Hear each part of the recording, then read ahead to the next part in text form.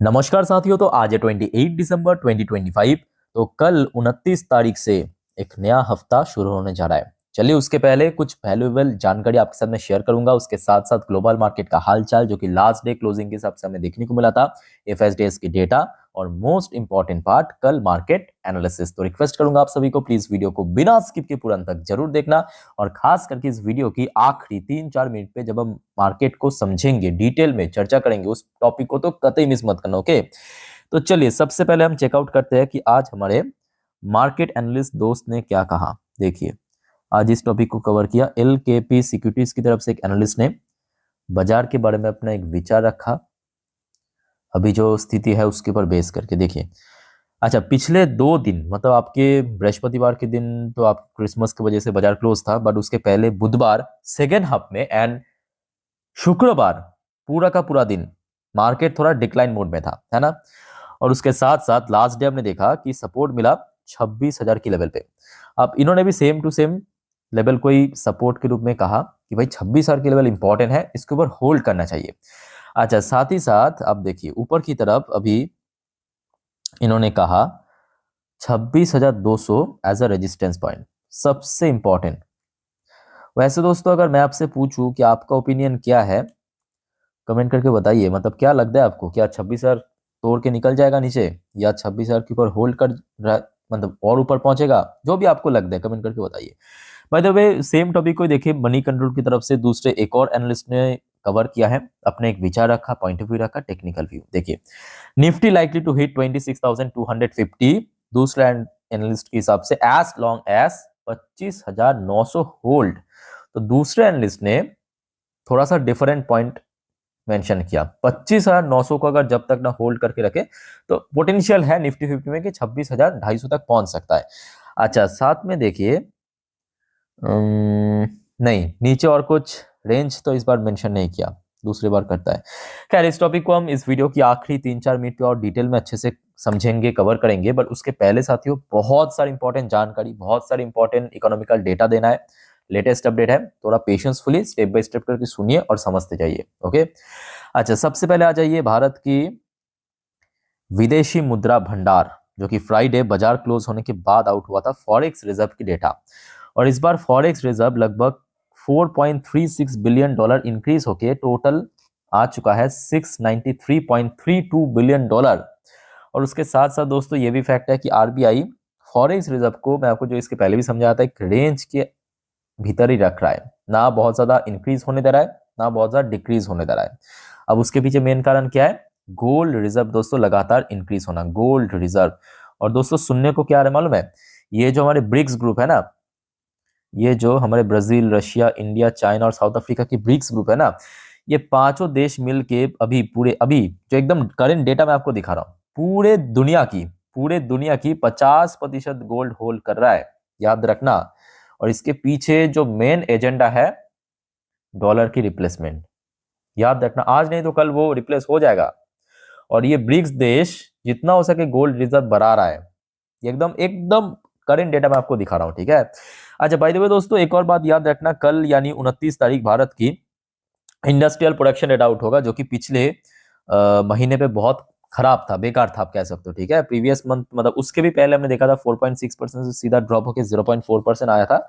सो क्या होगा आपको कल पता चल जाएगा, आते ही मैं आपको इन्फॉर्म जरूर कर दूंगा। ओके, अच्छा, फिर आ जाइए। देखिए, ये तो एक फैक्ट है कि 2025 में एक्चुअली एफएस की फ्लो को लेके काफी ज्यादा प्रॉब्लम हमें देखने को मिला, और नतीजा आपके सामने, small cap, mid cap, micro cap, even market भी काफी हद तक गिरा है। 1.58 lakh crore exodus, India stock market sees highest ever FPI outflow, सबसे ज्यादा आउटफ्लो दोस्तों इस बार हमें देखने को मिला 2025 कैलेंडर ईयर पे। Let's see.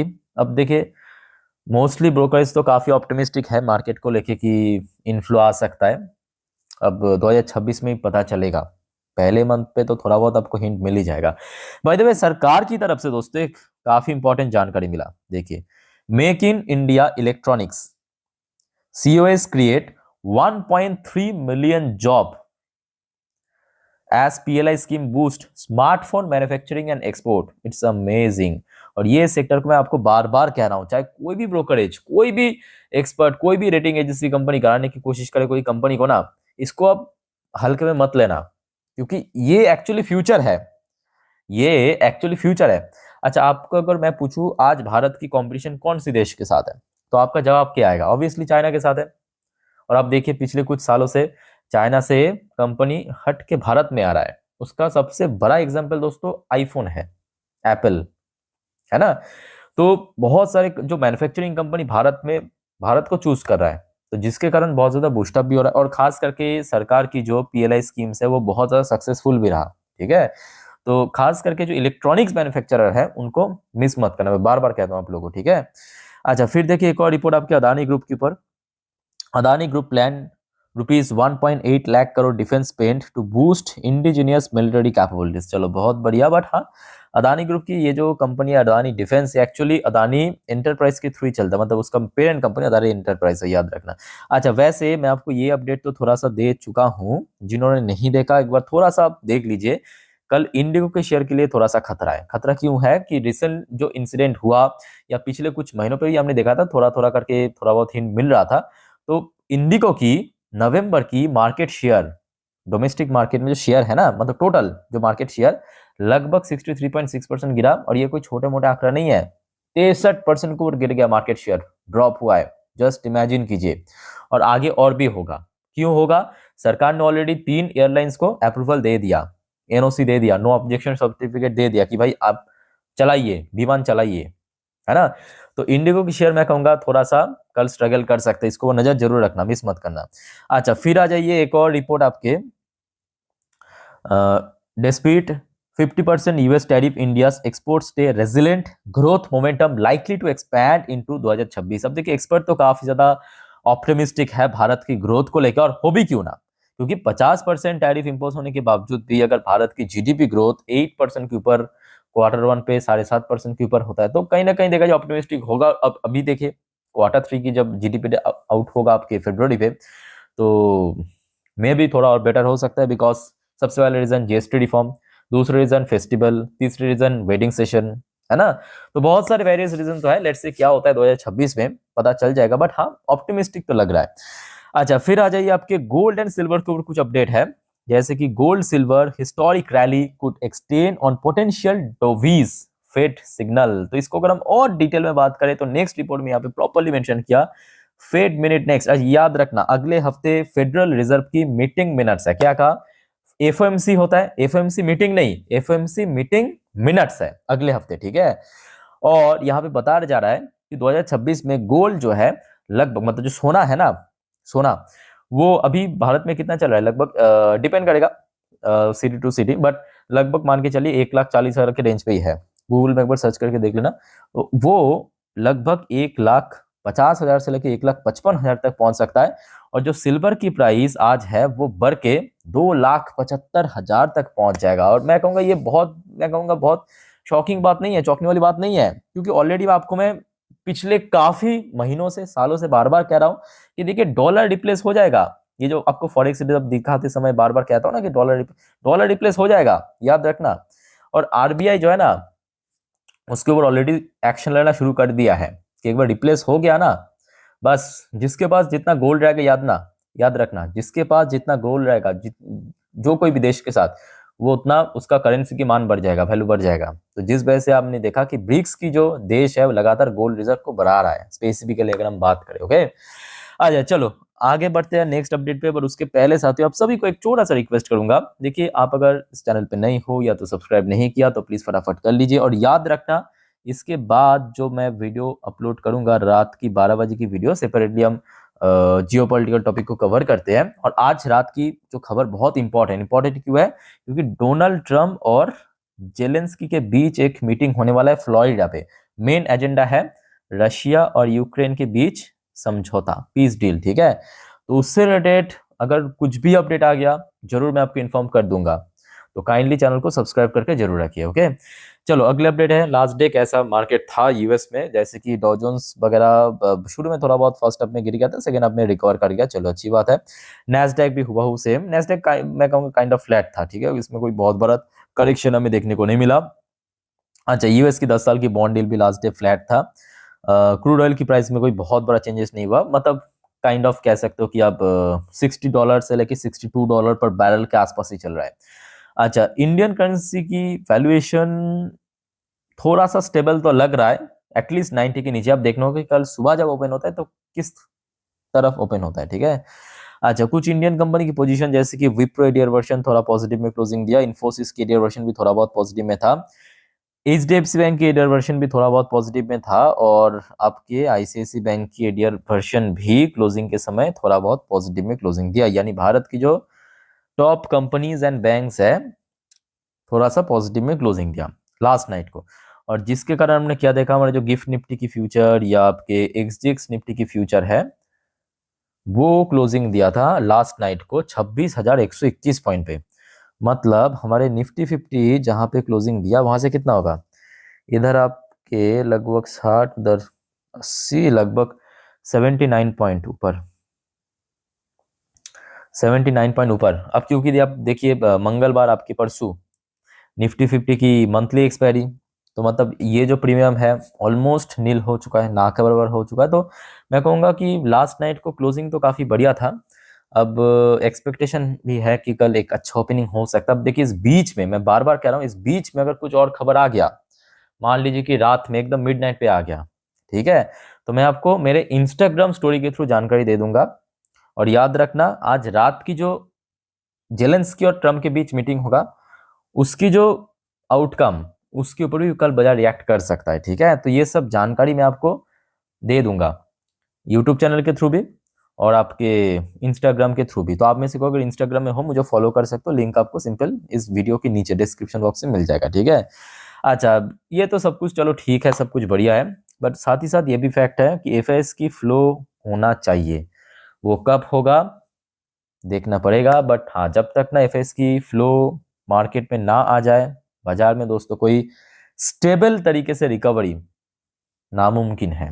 लास्ट डे भी बेचा था, इवन लास्ट हफ्ता ही बेचा था, 317 करोड़ बेचा है फ्राइडे के दिन। डीएस ने तो खरीद रहा है। देखिए आप पूछेंगे डीएस की खरीदने से क्या, देखिए डीएस की खरीदने से सिंपल मार्केट को थोड़ा सा कह सकते हो कि सपोर्ट मिलता है, मतलब बाजार एकदम धसेगा नहीं बट बढ़ेगा भी नहीं, सिंपल बात।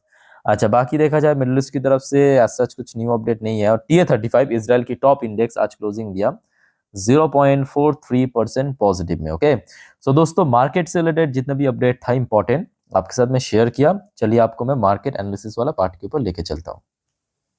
तो दोस्तों अभी आपके सामने मैं ओपन कर लिया निफ्टी 50 की लास्ट 3 महीने की कैंडलस्टिक चार्ट पैटर्न। अब जो बात मैं आपको बताने जा रहा हूँ बहुत ही ध्यान से सुनना, अच्छे से ऑब्जर्व करना हर एक पॉइंट को, हर एक नंबर को। और उसके पहले आप सभी दर्शकों को मैं रिक्वेस्ट करूंगा, अगर आपको वीडियो अभी तक अच्छा लगा, इन्फॉर्मेटिव लगा, प्लीज वीडियो को लाइक भी करना और प्लीज दोस्तों मिस मत करना अपडेट, ठीक है। तो काइंडली चैनल को सब्सक्राइब भी करके रखना। बार बार आप देखिए भूल जाते हो आप लोग, तो जिस वजह से मैं रिमाइंड करवा देता हूँ, अदरवाइज जब भी मैं वीडियो डालता हूँ तो आप तक नहीं पहुंचता ना। बाय द वे एक काम करना, अभी माहौल जरूर बढ़िया है बट स्टिल सुबह सुबह एक गूगल में सर्च करके देख लेना डॉ जोन्स एंड नैस्डैक की फ्यूचर किस तरफ है, ठीक है। थोड़ा बहुत आपको ग्लोबल मार्केट की जो सेंटिमेंट है उस बारे में थोड़ा बहुत एस्टिमेट मिल जाएगा। अच्छा, कल के लिए कुछ वाइटल सेक्टर नोट करना, सबसे इंपॉर्टेंट कल आईटी सेक्टर, फिर आ जाइए आपके बैंकिंग सेक्टर,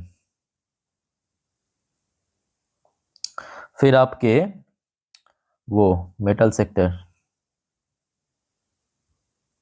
फिर आपके ऑयल सेक्टर। ये 4 सेक्टर इंपॉर्टेंट है कल के लिए। ओके, अच्छा अब आ जाइए यहाँ पे आपके एक दिन की चार्ट पैटर्न, मतलब यहाँ पे याद रखना हर एक कैंडल आपको एक एक दिन कोई रिप्रेजेंट कर रहा है। अच्छा, यहाँ पे आपको कुछ इंडिकेटर्स दिख रहा है। एक हो गया आपका ब्लू कलर की लाइन, मतलब आपके 20 डेज की EMA, मतलब एक्सपोनेंशियल मूविंग एवरेज।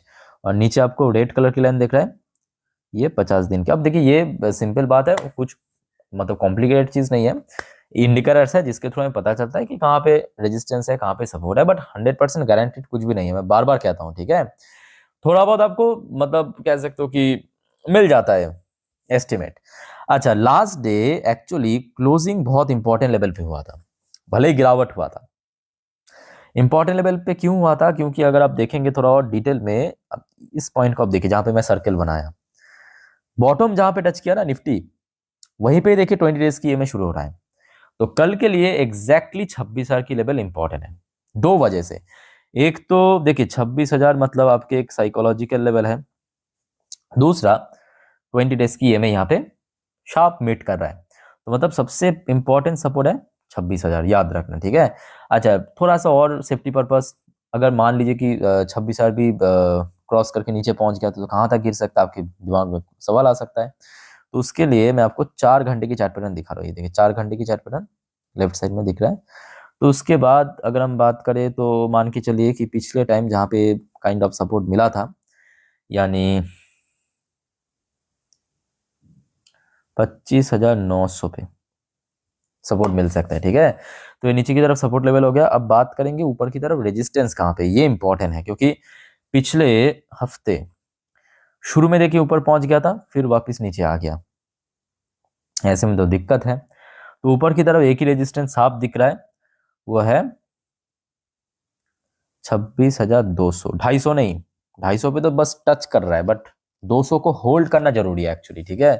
26,200 बनेगा इंपॉर्टेंट रेजिस्टेंस, ओके। अच्छा, अब आ जाइए आपकी बैंक निफ्टी। अच्छा, बैंक निफ्टी लास्ट डे थोड़ा सा दिक्कत किया है। दिक्कत क्यों किया, क्योंकि बैंक निफ्टी की क्लोजिंग जस्ट देखिए 59,000 के बॉर्डर लाइन पे हुआ, बहुत ऊपर नहीं, जस्ट एकदम बॉर्डर लाइन पे 59,000 की। और साथ ही साथ बैंक निफ्टी की जो 20 डेज की है, आप देख सकते हो नंबर कितना, लगभग 59,000 250 के अराउंड, वहीं पे बन गया रेजिस्टेंस, हो गया खेल गड़बड़ अगेन। तो कल के लिए बैंक निफ्टी की यही बनेगा रेजिस्टेंस 59,250, नोट करना। और नीचे की तरफ देखिए जो क्रूशल लेवल, क्रूशल मतलब सबसे इंपॉर्टेंट, वह 59,000 की लेवल। अब मान लीजिए कि थोड़ा बहुत स्लिप कर गया, थोड़ा बहुत कमजोरी, तो कहाँ पे जाएगा, यहाँ पे। यह है लगभग 59,060, तो अगर लिख के देता हूँ, ये लेवल हो गया आपका 59,700, ठीक है। तो मैं आपको निफ्टी 50 बैंक निफ्टी जितना हो सके डिटेल में समझाने की कोशिश किया, फिर भी कोई आपका कंफ्यूजन है, डाउट है, प्लीज कमेंट करके पूछिए। और दोस्तों याद रखना, जो हमेशा मैं आपको कहता हूँ कि देखिए सामने, क्योंकि निफ्टी की मंथली एक्सपायरी भी है, तो आप समझ पा रहे हो कि बाजार काफी वॉलेटाइल हो सकता है अगले 2 दिन, खास करके सोमवार और मंगलवार, मतलब कल परसों। तो गलती से भी F N O trading, intraday, put call, buy sell hold, इस सब चक्कर में प्लीज मत पड़ना, बहुत बुरी चीज है, ठीक है। बहुत रिस्क है, बहुत बड़े बड़े लोगों को फंसा दिया, पैसा गवा दिया लोग, ठीक है। तो इस सब चक्कर में मत पड़ना, खास करके आप बिल्कुल भी इस बारे में तो नॉलेज, एक्सपीरियंस, जानकारी कुछ नहीं रखते हो। तो नॉर्मली देखिए वीडियो सीखिए, जानिए, कोई प्रॉब्लम है तो मैं हूँ आप लोग के लिए, कमेंट करके बताइए। और साथियों चैनल को सब्सक्राइब करना मत भूलना, ऐसी इन्फॉर्मेटिव वीडियो हर रोज हर वक्त पाने के लिए, ओके। तो आशा रखता हूँ कि देखिए कल ना केवल मार्केट रिकवर करेगा, अब देखिए ये भी फैक्ट है कि पिछले कुछ टाइम से पीएसयू सेक्टर रिकवर कर रहा है, तो पोर्टफोलियो भी बढ़ रहा है आगे, है ना। तो PSU sector, mid cap, small cap भी अगर रिकवर कर गया तो मे भी आपके पोर्टफोलियो भी रिकवर कर जाएगा। तो इसी उम्मीद के साथ इस वीडियो को वाइंड अप करता हूँ। टेक केयर, बाय बाय, जय हिंद।